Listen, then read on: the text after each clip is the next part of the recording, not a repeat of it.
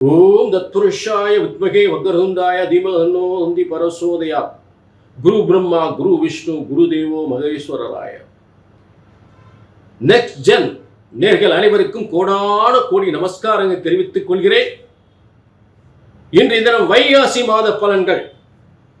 வைகாசி 1 முதல் வைகாசி 31 வரை, 15/5/2026 முதல் 14/6/2026 வரை இருக்கக்கூடிய வைகாசி மாத பலன்கள். அதாவது காலபுருஷ தத்துவத்திற்கு 2ஆம் இடம் தனஸ்தானத்தில் சூரியன் பிரவேசிக்கின்ற ஒரு காலம்தான் வைகாசி மாதம். காலபுருஷ தத்துவத்திற்கு 5ஆம் அதிபதி அதிர்ஷ்டக்காரகன் பூர்வ புண்ணிய ஸ்தானாதிபதி. மிகப்பெரிய உலகத்திற்கு உங்க எல்லாருக்கும் நல்ல அதிர்ஷ்டத்தை தரக்கூடிய வைகாசி மாதம்.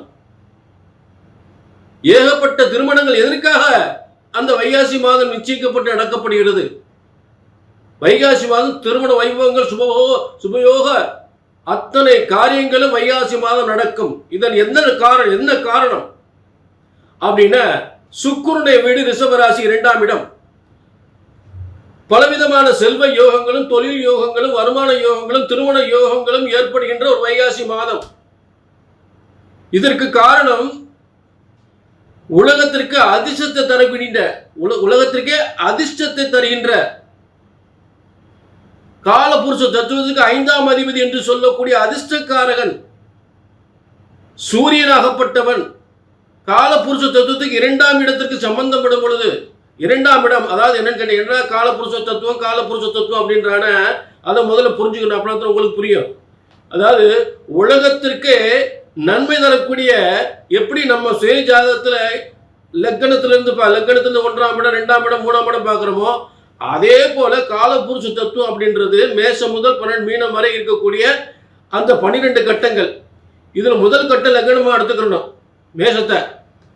மேஷத்தை லக்னமா அடுத்து இந்த உலக பலன்களை சொல்லும் பொழுது மேஷத்தை லக்னமா அடுத்து அதற்குரிய பலன், அதுக்கு 5ஆம் அதிபதி அதிர்ஷ்டக்காரகன்.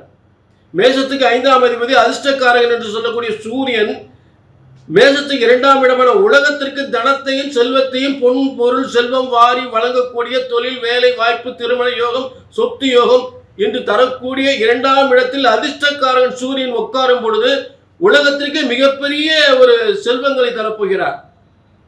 அதற்காகத்தான் சித்திரை மாதம் முடிஞ்சதும் வைகாசி மாதம் ஏகப்பட்ட திருமணங்கள், ஏகப்பட்ட வீடு வாசல் கட்டக்கூடியது, ஏகப்பட்ட சுபகாரியங்கள், அதாவது புதுமனை புகுவிழா நடத்துவது அத்தனையுமே இந்த வைகாசி மாதம் நடக்கும்.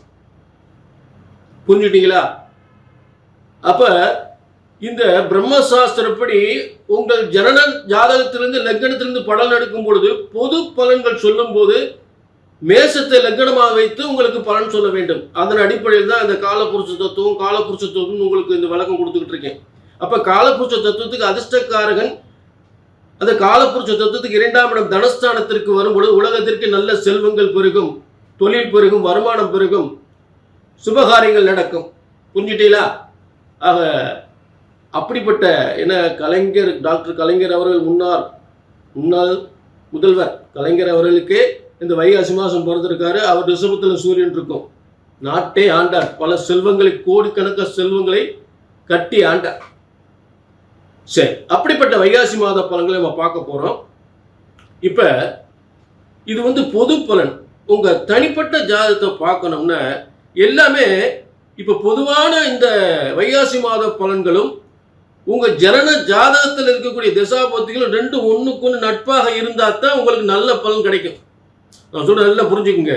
உங்க ஜாதகத்தில் நடக்கக்கூடிய திசாபுத்தியும் இங்கே நான் சொல்லுகின்ற பலன்களும் அதற்குரிய கிரகங்கள் உங்களுக்கு நட்பாக இருந்தால்தான் உங்களுக்கு நல்ல பலன் தெளிவாக கிடைக்கும். அதுதான் உண்மை. புரிஞ்சுட்டீங்களா? ஆக ஜனன ஜாதகத்தையும் பார்த்து கொள்ள வேண்டும். கீழே நம்பர் இருக்கு, நோட் பண்ணிக்க, ஒரு அப்பாயின்மெண்ட் வாங்கிக்கங்க. சரிங்களா? இப்ப எல்லா ராசிக்குமே வைகாசி மாதம் செல்வங்களை கொட்டி தருகின்ற வைகாசி மாத பலன்களை பார்ப்போம்.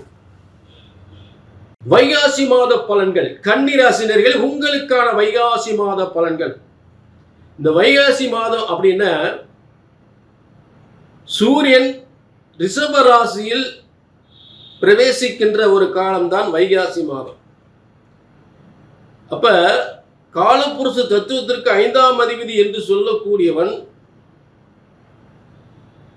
உங்களுக்கு 12ஆம் அதிபதியாகி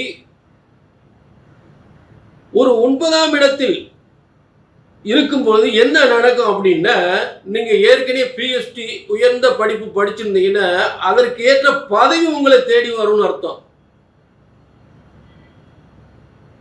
ஒரு 12ஆம் அதிபதி 9ஆம் இடத்தில் உட்கார்ந்தா உயர்ந்த பதவி உங்களுக்கு வரும்னு அர்த்தம். அதனுடைய அர்த்தமே அதுதான். ரொம்ப மோசமான இடத்துக்குள்ள போக மாட்டீங்க. ஏன்னா இப்ப 9ஆம் அதிபதி 10ஆம் இடத்துல இருக்காரு. இப்ப தர்ம கர்மாதிபதி யோகம்,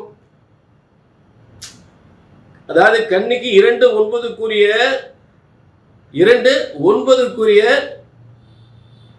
சுக்கிரன் 10ஆம் இடத்தில் தர்ம கர்மாதிபதி யோகம். தர்ம கர்மாதிபதினா என்ன? தலைமை தாங்கும் தகுதி. அப்ப இதுக்கு முன்னாடி சூரியன் 12ஆம் அதிபதியாக இருந்து 9ஆம் இடத்திலிருந்து தலைமை தாங்கும் பொறுப்பு உயர்ந்த பதவின்னு சொன்னா அது நடக்கும் என்பது உறுதியாகுது. உறுதியா நடக்கும் என்பது உறுதியாகுது. ஏன்னா அடுத்து குருவும் சுக்கிரனும் தர்ம கர்மாதிபதி யோகத்தில் இருக்காங்க. சுக்கிரன் 2 9 10ஆம் இடத்துல தர்ம கர்மாதிபதி யோகத்தில் இருக்கார். அப்ப கூட யாருக்கா? குரு உட்கார்ந்துருக்கார். குரு யாரு? ஒரு எல்லாருக்கும் ஆணை பிறப்பித்து ஒரு ஆலோசனை வழங்கி இதை இப்படி செய்யுங்க, உலகத்திற்கு இப்படி செய்யுங்க, நாட்டுக்கு இப்படி செய்யுங்க, ஒரு நீதிபதியாகவோ ஒரு நீதிமன்றத்தின் நீதிபதியாகவோ நாட்டின் ஜனாதிபதியாகவோ அதே நேரத்தில் பார்த்தீங்கன்னா ஒரு கலெக்டராகவோ இந்த மாதிரி இருக்கிறது உயர்ந்த பதவி, ஒரு ஐஏஎஸ் ஆகவோ ஒரு பப்ளிக் ப்ராசிக்யூட்டர் நீதிபதியாகவோ மாறுவதற்கு வாய்ப்புகள் அதிகமாக இருக்கிறதுல உயர்ந்த பதவி கொடுக்கக்கூடிய ஸ்தானம்.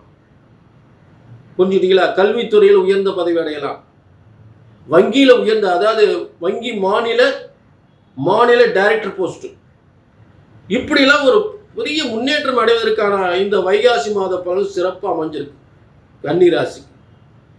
மேலும் உங்களுக்கு 3 8 அட்டமாதிபதி ஆட்சி பெற்றால் வம்ச சொத்துக்கள், எதிர்பாராத வம்ச சொத்துக்கள், எதிர்பாராத பதவி யோகங்கள், எதிர்பாராத அதிர்ஷ்டங்கள், ஒரு அதிகாரத்துவமான பதவி, ஒரு சொத்து சுகங்கள், இதெல்லாம் அட்டமஸ்தானம் அதிர்ஷ்டஸ்தானமாக 8ஆம் இடம் அட்டமஸ்தானம், அதுவே அதிர்ஷ்டஸ்தானமாக மாறுகிறது.